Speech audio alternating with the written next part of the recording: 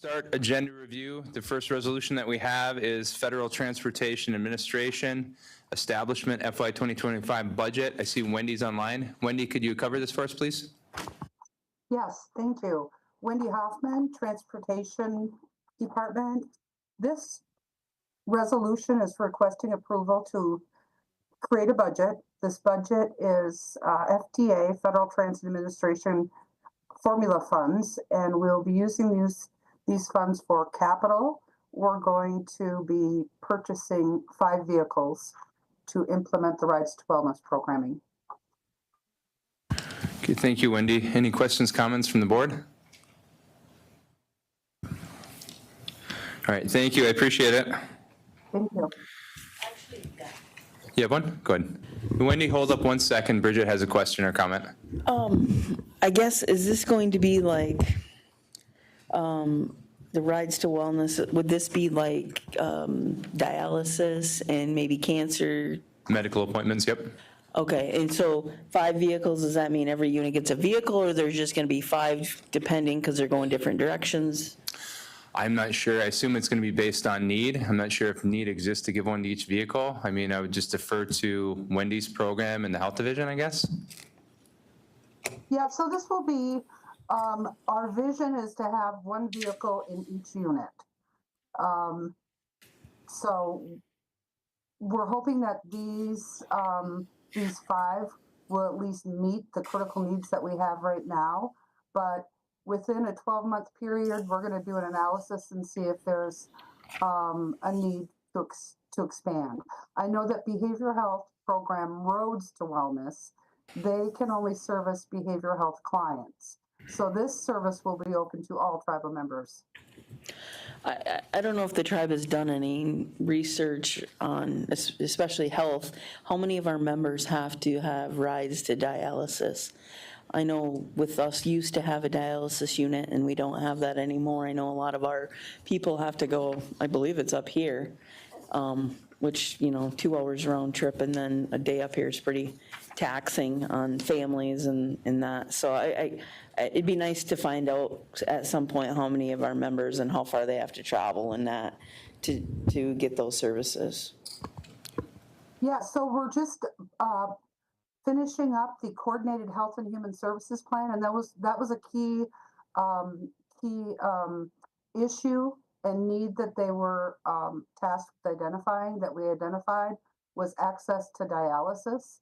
So I can get that to you after the meeting. I can follow up with an email with you on that. But we are well aware of the need to get dialysis patients into get their services. I hope that answered the question. So yeah, the Coordinated Health and Human Services Plan was pretty comprehensive. So I will follow up with that with you, and then yes, that will be a priority. Thanks, Wendy. You're welcome. Thank you, Wendy. Appreciate it. Yep. Okay, next resolution is from the Natural Resources Division. It is Nature Conservancy Establishment of FY 2025 budget. Yeah, go ahead, Dr. Clark, whenever you're ready. All right, I'm filling in for Jack Tumakoski right now. This resolution creates a 2025 budget to support 0.55 FTE, so a little over half of a fisheries aid position, who will work on the Lake Whitefish Initiative.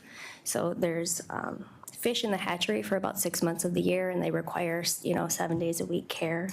And so this team member will help with that overall. Okay, thank you. Any questions, comments on this?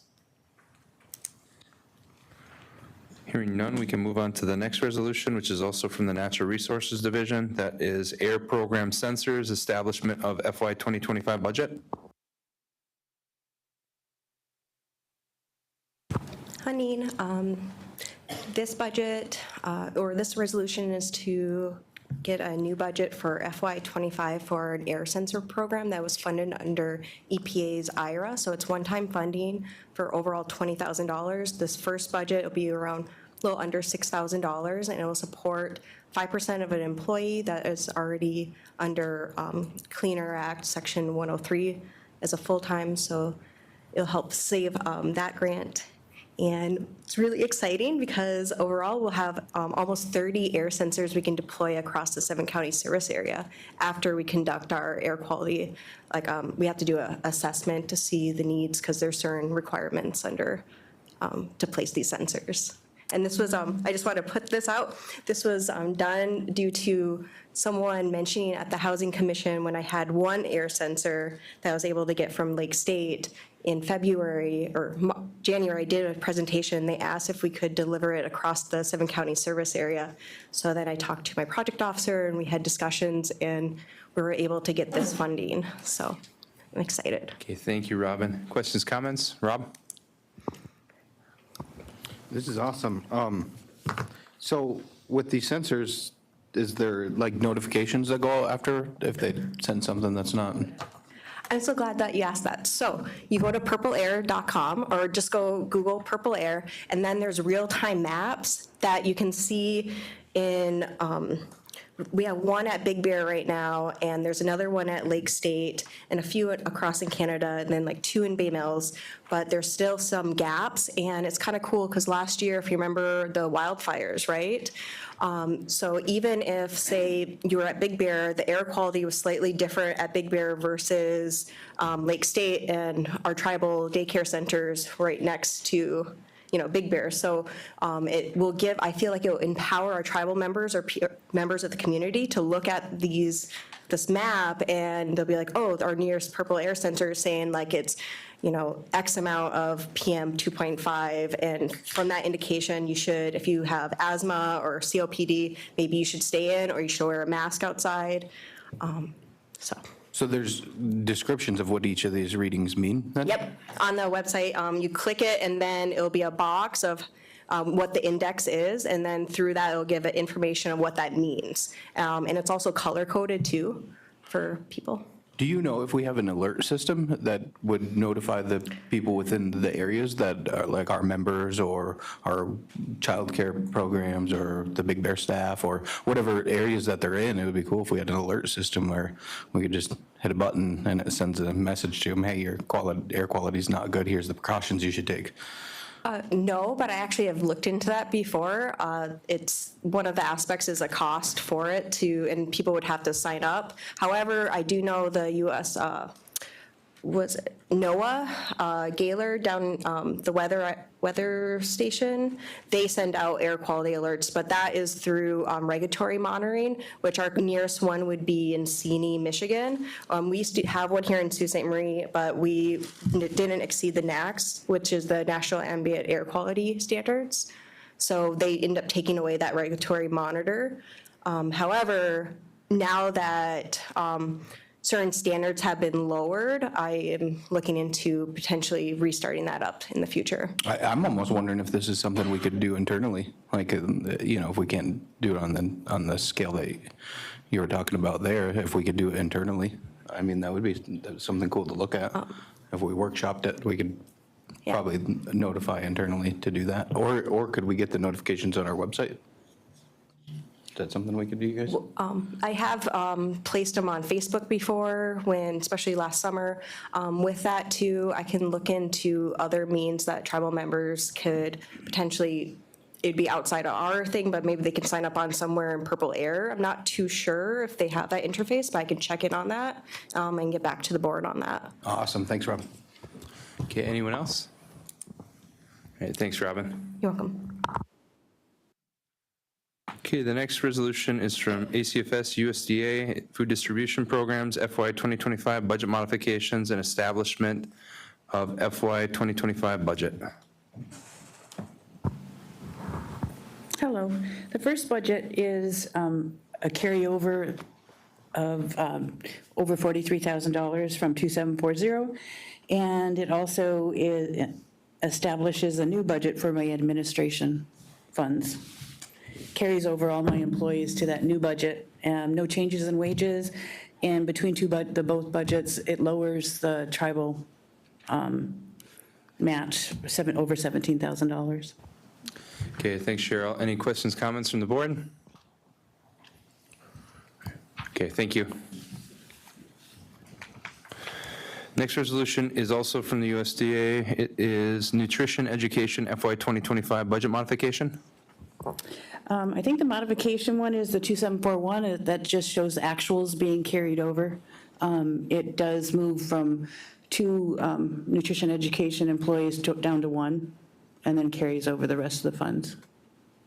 Okay, any questions, comments on this one? Okay, and the last one for Cheryl is USDA Nutrition Education Establishment of FY 2025 budget. This is a new $20,000 nutrition education grant that I'm receiving. Okay, thank you. Any questions, comments? All right, thank you, appreciate it. All right, next resolution is ACFS Foster Care, Child Care State and Child Care Basic Grant FY 2024 and FY 2025 budget modifications.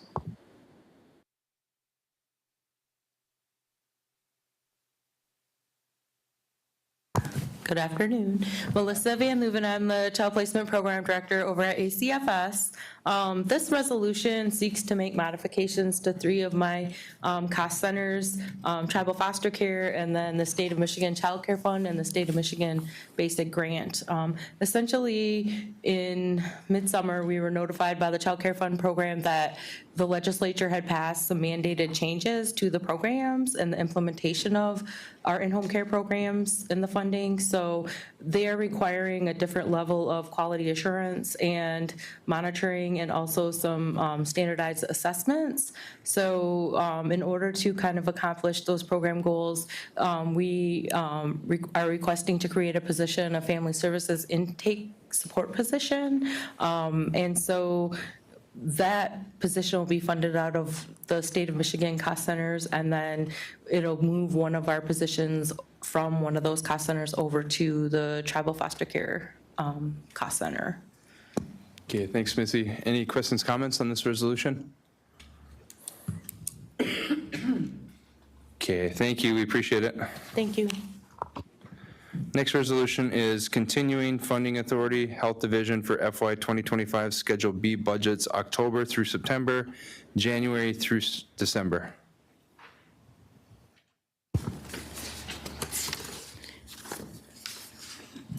Hello, John Clare, Budget Department. This was workshop last week. This is just to allow for the continuing funding of the Health Division because we have not finished their 2025 budgets yet. And there's approximately 80 cost centers here. Okay, thank you. Any questions, comments on this?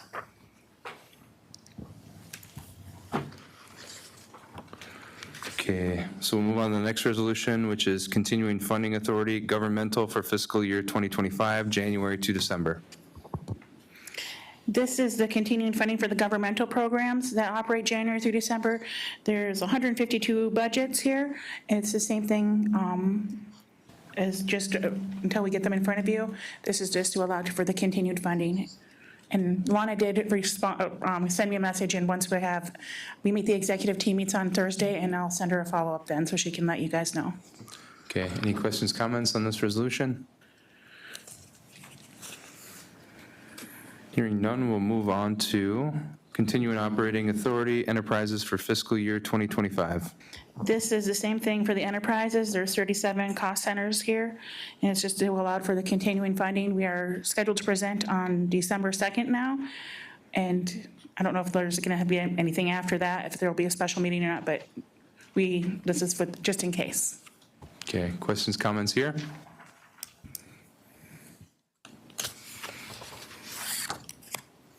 Okay, and then looks like the last one for you, Jen, is Internal Services Budget Department FY 2024 budget modification.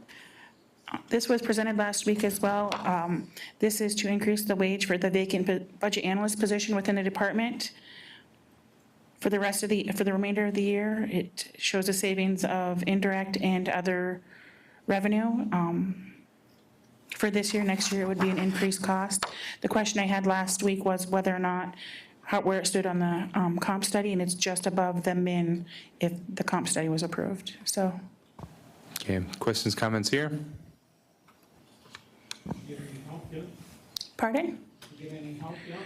Well, once I know if this is approved, hopefully I do, so. Okay, thanks, Jen. Thank you. All All right, next resolution is contract awarding to Albert Heating and Cooling, Inc. for professional services for Big Bear Arena.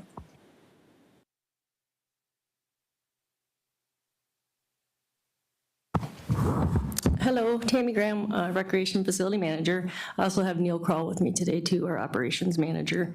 And I believe Andrew is absent today, not available.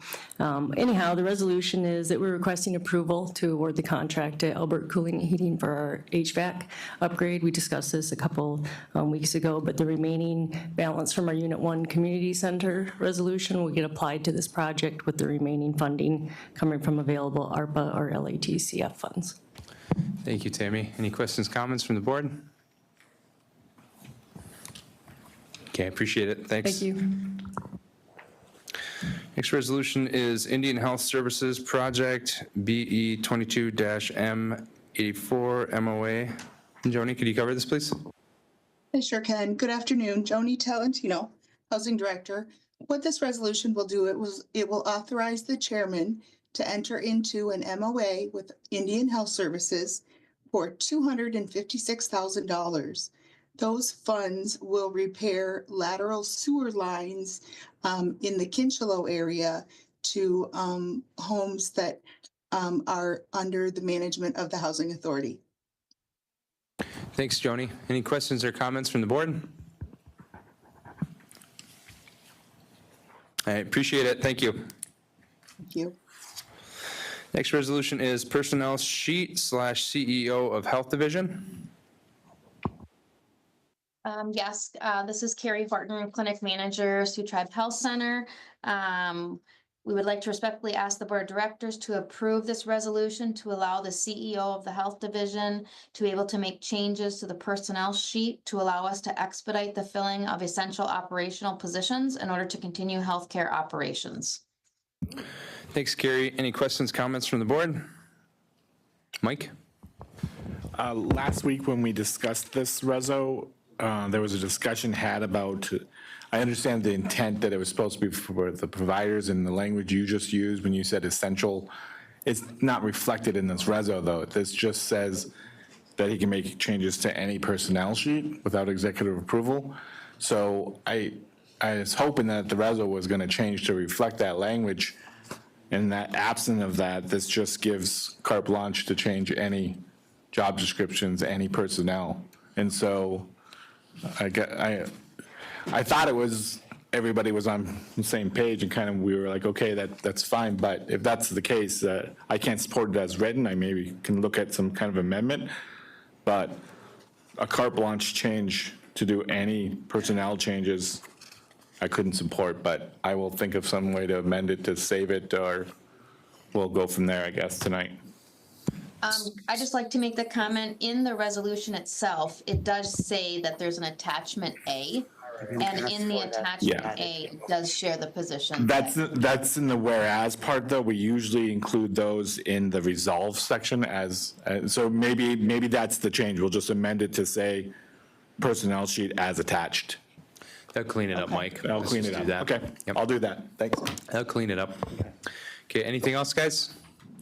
So Carrie and Joel, before I let you guys go, so you guys had a request to add the following resolution to tonight's agenda. It is waiver of sovereign immunity and consent to waiver of tribal court jurisdiction. Teleradiology Specialist LLC, DBA Experity Teleradiology. And that's obviously to license with a company to read our radiology scans, and they want to waive sovereign immunity. So I asked the board earlier during the workshop if there's any objection to adding it tonight. Is there any objection? Okay, could you once again explain this resolution then for us, please? Sure. This resolution will grant a waiver of sovereign immunity and consent to waiver of tribal court jurisdiction and agree to jurisdiction in Winnebago County, Illinois. Okay, and it's obviously a company that's going to read the scans for us, right? Sorry, yeah, Experity will read our ultrasounds as well as our x-rays. Okay, Kim? Did we do this in the past for the other, whoever was doing it before this? Oh, boy, that's a good question. I would have to get back to you on that. I have a lot of other comparisons between our current company and Xperity, but I don't know if that was actually amended in that previous contract. Yeah, because I don't know why they would need sovereign immunity for reading scans and, I think because they're such a large company, Xperity services health centers all over the United States. So I'm just assuming this because they're so big. assuming it's a practice for most tribes. Yeah, that's what I'm assuming. So I think if they were working with other tribes and the other tribes were making them, use the tribe's sovereignty, that I guess my thoughts are we need them more than they need us at this point. Our current reading service, we've had a lot of complaints about it, and we need to get something different. So that's where we're at with that. Thank you. Okay, Aaron? So it really should be a limited waiver, and it's what we agree to in the contract. So the only thing that they would have is for enforcement of the contract. So we get to decide if we agree on the contract. So when we stipulate in the contract, it's for enforcement of that contract. So I don't know what kind of disputes could arise in a contractual for reading radiology screens, but it's kind of a standard practice these days for enforcement. So I don't think there's much risk involved, but it's, again, where we can control the risk, manage the risk, is in the contract. So, Josh, do you have any concerns with this? No, I do not have any concerns. Yeah, it's been my experience, this is just the price of doing business with companies that exist off the reservation. We had to waive sovereign immunity for SurveyMonkey, you know what I mean? So it's just the way it goes. So appreciate it, guys. We'll add it tonight. We'll find out whether or not anyone objects during the meeting. Next resolution would be renewal of tribal license for Sioux Youth Service Center. Good afternoon. This resolution is seeking to issue another tribal license to the Sioux Tribe Youth Facility since the Sioux Tribe Youth Facility gave up their licensing with the state of Michigan. They've been operating as a BIA-funded facility, and last year they were having issues with courts wanting to place children in the facility without them having any type of licensure. So we created a tribal license that will have them comply under all BIA guidelines, and the BIA is going to do courtesy inspections at the facility, and then we will implement any changes or anything they recommend. Okay, appreciate it, Josh. Any questions, comments on this resolution? Aaron? I have a comment. One of the reasons we went with state licensure is because the BIA director at the time had issues with funding, and he happened to be a Bay Mills member. And it had more to do with that than it did with the BIA compliance and licensure. So our sovereignty is more protected under BIA licensure that we contractually agree to rather than state licensure. So, thank you, Aaron. Anybody else? Okay, thank you, Josh. And then the last item is amending Chapter 90 Housing Authority Ordinance. Bridget? I had asked legal to write this up. The Housing Commission voted on it the end of October, and they passed it. So it matches up with what we can do with the money according to NAHASDA. We want to be able to do projects that are, community development so that we have some funding instead of just relying on the government to be able to build more houses or whatever we're going to do, so. Okay, any questions on this? So Aaron, did you participate with this, or did Josh? This one was Josh. Okay, Josh, I have a couple questions. So Josh, this proposed code change would allow the housing authority to enter for-profit projects? Correct. Would it limit what types of projects? No. So they'd be able to use housing dollars that are procured by charging people rent to potentially build a car wash? Correct. Okay, all I need to know. Aaron? yeah, so here's the thing, okay? So over the years, we've had all kinds of snake oil salesmen and fly-by-night projects. We've wasted hundreds of millions of dollars. And I'm not comfortable with having a subordinate entity of the tribe have that kind of authority. I'm barely supportive of having our EDC to have that authority, although that's getting better. So the problem with it, although the notion of being able to generate revenue so that you have more money for building houses sounds wonderful, right? But it's got to turn a profit first. We don't have a good track record there. So, and I think taking away needed either revenues, because the revenues that we generate is only a small portion of the total budget for housing. Most of it, the money comes from the federal government. And those are precious dollars that are needed to build houses and shelter people. You know, we had this quandary this summer over our homeless shelter and not wanting to contribute to that. Ultimately, that came through, but I'm not supportive at all of speculating with precious dollars that could be used for services for, you know, fly-by-night projects. So I think that's under the dominion of the tribe. I don't feel good delegating that authority to any entity. Tyler?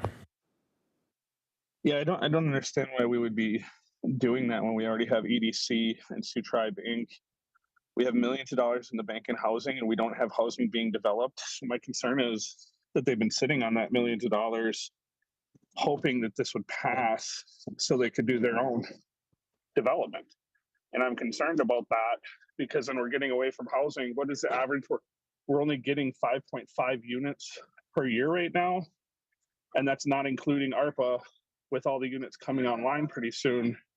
But we're a 2,500 housing shortage and we want to build a business when we have two separate arms of business, which would be EDC and STI. So this is just a concern for me. Why don't you just put it under EDC? Okay, who else has their hands up? I missed anybody? Bridget, sorry. Well, why not put it under EDC is because EDC is not going to give housing any of their profits. A lot of housing authorities across the nation do the same thing, and NAHASDA has not been reauthorized, so we cannot continue to hope that the government gives us money. So this is just, yeah, of course, going back how many years, way before I was on the board, did we have bad business deals? I mean, at what point are we going to be able to move beyond that? We have to take chances, and, you know, if you guys want to put some restraints on things, that's fine. But, you know, we have to move beyond some of the choices that were made. And we need to, you know, people are up in arms with the election, and we'll see how that all turns out. But if for some reason, you know, our funding gets cut at the federal level, we have to have something in place. And what we were looking at, you know, we had purchased the property in St. Ignace that used to be a motel. It's on Lake Huron. And we could do, you know, whether it be Airbnbs or something like that, that can generate the revenue to go right back into housing to build more houses. It's not necessarily to make a profit per se. It's going to go right back into to do things so that we can continue. And, you know, at some point we may not be able to rely on the federal government. And then where are we going to be? Aaron? So I want to be careful so this doesn't seem like a back and forth. It's naive to think if the federal government cuts NAHASDA funds that anything special projects or any projects under housing is going to make up for that. That's naive because we're talking about things that haven't even demonstrated to make a profit yet, right? And so, and usually it's a 3 to 5 year time horizon, even on good economic development, to turn a profit. So this notion that all of a sudden they're going to have a bunch of revenue that's going to make up for the 80%, 85% of the housing budgets that's covered under NAHASDA.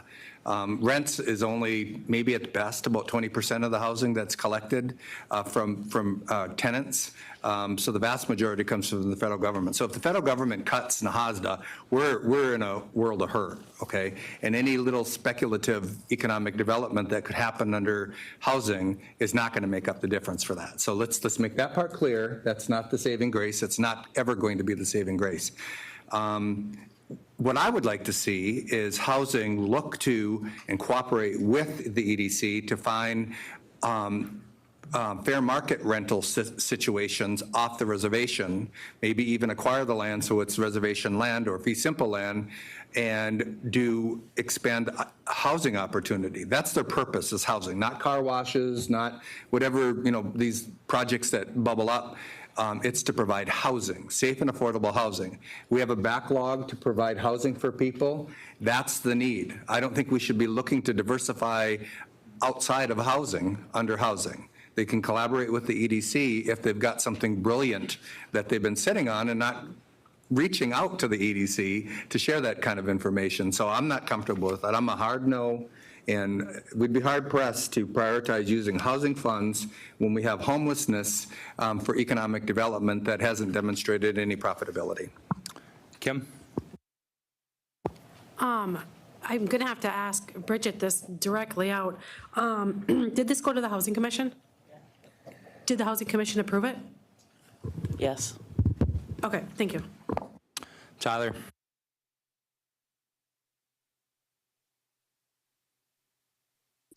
Yeah, I'm not comfortable with this either. Part of their income is rent. Like I said, my concern is they've been sitting on that millions of dollars in the bank and not using it for housing. So that's a huge concern for me. And as I had mentioned earlier, I'd given them $2 million out of ARPA funds for housing, and they tried to give me $600,000 back. So that's where we're at, guys. Are you guys comfortable finishing this conversation and close? We have to talk about Rob's next item and close as well. All right, so let's just have the board guys and then board staff right here.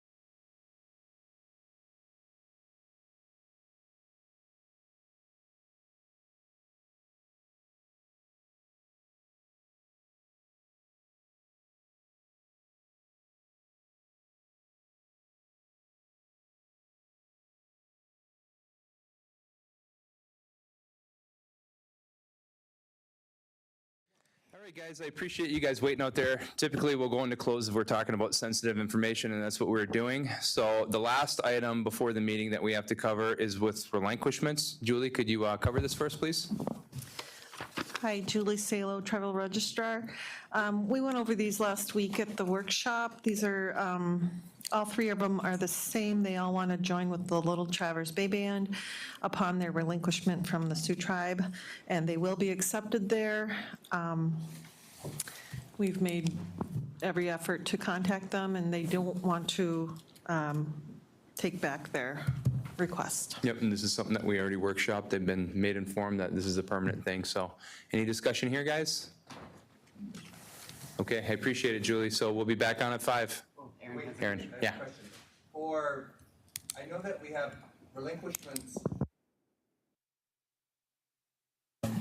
but rather than a permanent, could we maybe change that to like a 5-year sort of wait period? Because I know for the ones that I know that have relinquished, that I tried to talk out of it, you know, they're 100% sure that's what they want to do at the time. A couple years later, when they realize that they're still brown and they're still discriminated against, but they don't get any benefits anywhere in the world, then they're like, oh crap.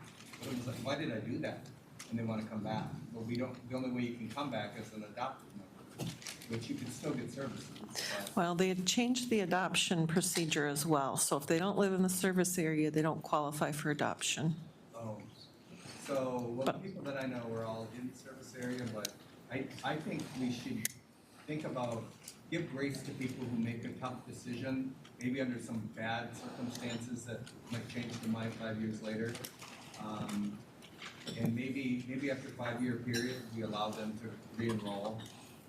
Because this permanent thing, it just almost feels like a banishment, even though they're the ones that request it. Right. I know in all cases, they've come to me later and said, "You're right, I made a mistake." Oh, I know. But a question with that, isn't it, that can be reversed with unanimous support? I don't know. I thought that there was something in there that if it was unanimous, they could be reinstated. I thought I read that before.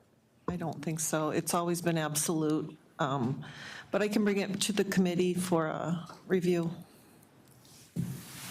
Okay, Rob?